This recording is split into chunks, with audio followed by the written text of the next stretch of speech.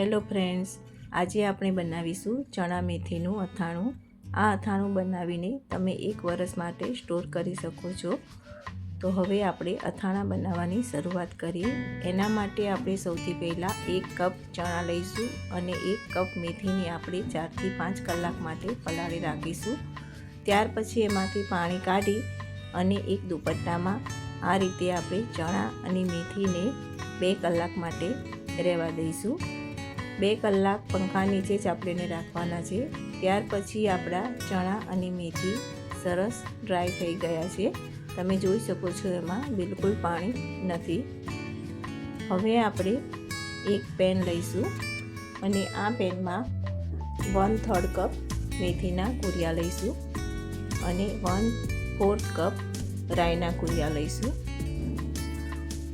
ત્યાર પછી અંદર 1 મોટી ચમચી વરિયાળી લઈશું.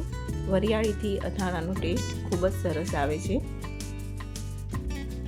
ત્યાર પછી આપણે આ કુરિયા અને વરિયાળીને 1 મિનિટ માટે રોસ્ટ કરવાના છે.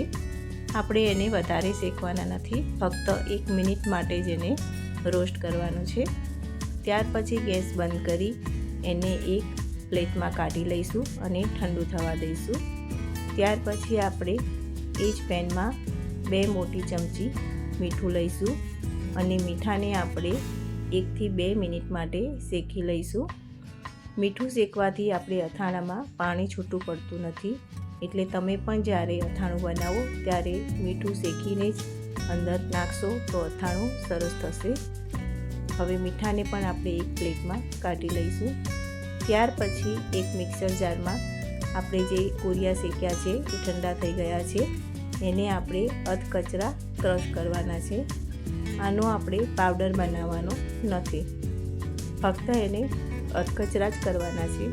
તમે જોઈ શકો છો કે આપણા કુરિયા સરસ અધકચરા થઈ ગયા છે. હવે આપણે એક વાસણમાં આ કુરિયાને કાઢી લઈશું અને એને આ રીતે હાથેથી વચમાં ખાડો કરી દઈશું. હવે અંદર 1 નાની ચમચી હળદર અને 1 નાની ચમચી હિંગ લઈશું. અથાણામાં હિંગનો ટેસ્ટ ખૂબ જ સરસ આવે છે, એટલે હિંગ થોડી વધારે લેવી. ત્યાર પછી એક વઘારિયામાં આપણે સરસ્યું લેશું અને સરસ્યું ગરમ થાય એટલે આ કુરિયામાં ઉપર રેડી દઈશું. હવે આપણે એની ઉપર ઢાંકી દઈશું જેથી અંદર કુરિયા સરસ ચડી જાય. હવે આપણે એને ચમચીની મદદથી સારી રીતે મિક્સ કરી લઈશું અને એને આપણે ઠંડુ થવા દઈશું. હવે આપણે 3 દેશી કેરી લીધી છે અને આ કેરીની છાલ કાઢી લઈશું. કેરીને તમારે ધોઈ અને સાફ કરીને જ લેવી. અને હવે આપણે આ કેરીની છીણ કરવાની છે. અત્યારે આપણે આ અથાણામાં કેરીના પીસ નથી કર્યા, કેરીનો ઉપયોગ આપણે છીણ કરીને લીધો છે. હવે આપણો આ મસાલો ઠંડો થઈ ગયો છે, તો એની અંદર આપણે મરચું અને સ્વાદ પ્રમાણે મીઠું ઉમેરીશું અને મસાલાની અંદર સારી રીતે મિક્સ કરી લઈશું. અત્યારે મેં અંદર 1/4 કપ મરચું ઉમેર્યું છે. તમે તમારા ટેસ્ટ પ્રમાણે વધારે કે ઓછું લઈ શકો છો. તમે તીખું ખાતા હોય તો થોડું વધારે મરચું ઉમેરી શકો છો. હવે આપણે જે ચણા અને મેથી લીધા હતા એ અંદર ઉમેરી દઈશું અને આ ચણા અને મેથીને આપણે આ મસાલાની અંદર સારી રીતે મિક્સ કરી લઈશું.